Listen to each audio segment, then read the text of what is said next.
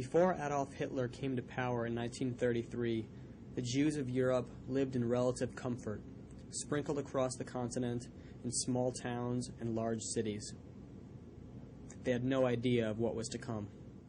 I'm a fatalist. I believe when you were born, everything was written in the book of what is going to happen in your life. I was born in Düsseldorf, Germany, in July of 22. My first years were very good. I was born in Loszice, Poland.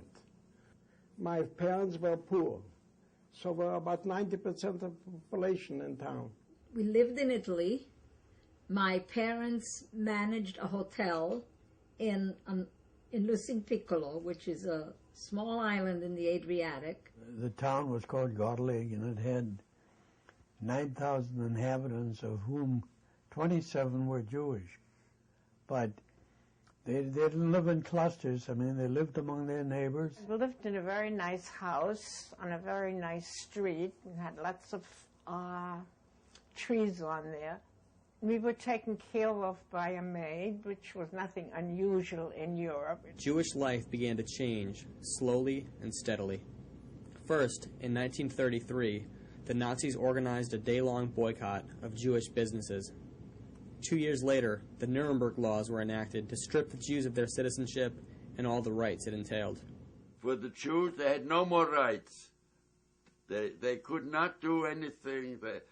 They weren't allowed to do any shopping. They weren't allowed to travel. They were like prisoners in their own home. All stores owned by Jewish people had to be closed. We were not able to continue in school. My mother had lost her job because she was Jewish.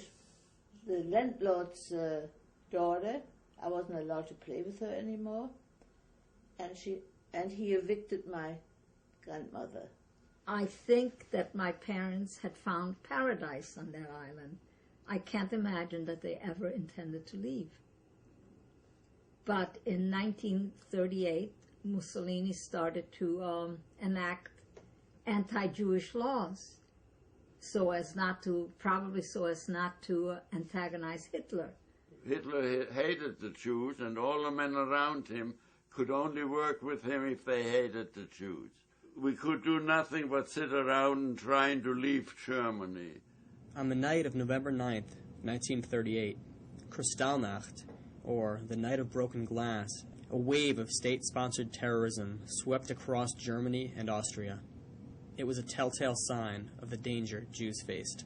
I was asleep when all of a sudden I woke up because the whole bed was shaking. And my mother was sitting on the bed. And I said, "What's the matter?"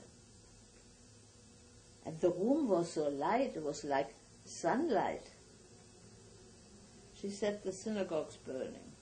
They went to every house and every apartment and to every business. And everything was smashed to smithereens. It was very scary. They didn't let us go out, and when we listened to the radio, that had to be very quiet. Our whole family life changed. You don't know what was going to happen to you. You had no idea. They didn't. I don't think they knew themselves what was going on. And I can see it when I close my eyes. I can still see it. The police had big buses, which were open on the outside and had benches inside. They used it for orchestras, to move a lot of people. And I can see that bus going through the city and all the Jewish men sitting in it. I can see that now as if it was yesterday. The thing at the time, it was early. Don't forget, it was 1938.